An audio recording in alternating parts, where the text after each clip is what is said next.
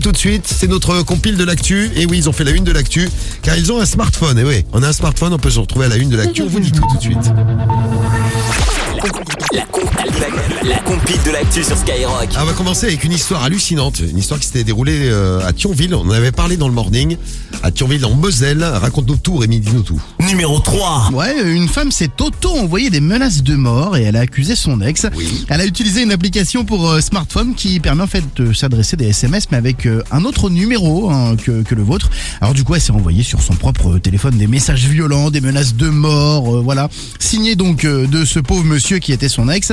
Sauf que bon, heureusement, la manœuvre a vite été déjouée. Elle a écopé de 22 500 euros d'amende avec sursis pour dénonciation mensongère. Oui, c'est normal.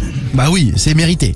Elle allait pas très bien dans sa tête. Non, pas trop, non. J'en ai un autre qui va pas très bien dans sa tête. C'est en Espagne que ça s'est passé. Numéro 2. Le problème, c'est qu'il est médecin. Médecin du travail, plus précisément. Il a été interpellé parce que bon, il auscultait un patient. Et puis à un moment, il s'est mis à craquer. Il sort son téléphone, il filme et il commence à toucher avec insistance les parties intimes d'un patient.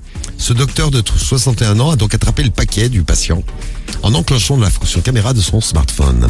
Là, le patient l'a mal pris, une Normal. dispute a éclaté. Le patient lui a pris son téléphone et s'est mis à appeler la police avec le sien. Bon, la police est arrivée et le médecin a déclaré « Il ne savait pas ce que je faisais. J'avais comme quelqu'un d'autre en moi. » Oh, d'accord. Voilà. Donc a priori, ça n'allait pas très bien. Il était médecin, il faut qu'il aille voir des collègues à lui. Mais pour la tête, là, ce coup-ci. Oui, là. c'est sûr. Et à la place numéro 1. Numéro 1. Direction Saint-Étienne chez toi. Eh oui, chez moi. oui. Exactement. L'ancien numéro d'une escort girl, elle a été attribuée à un collégien de 11 ans. Ça, c'est quand même pas de chance. Ah oui, je me souviens de cette histoire. Ouais, les parents de Gabin avaient décidé de lui offrir son premier smartphone là pour son entrée au collège. Et des clients n'ont pas arrêté d'appeler, d'envoyer des messages, des photos explicites, des zigouis notamment. Les parents ont demandé, Il a 11 ans, il reçoit grave. ça, c'est horrible. Les parents demandaient à l'opérateur Bouygues Télécom de régler le problème. Alors au départ, l'opérateur a refusé en expliquant qu'il fallait payer pour avoir un nouveau numéro.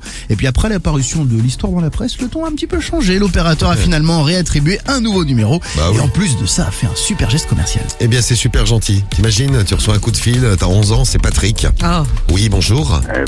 Moi je suis Patrick. Salut Patrick. Ouais, je suis à poil là. Il y a de quoi être traumatisé. Oui, il y a de quoi être Ouais. traumatisé. Un peu. Et oui, on peut faire la une de l'actu avec un smartphone, donc ça peut arriver à tout le monde.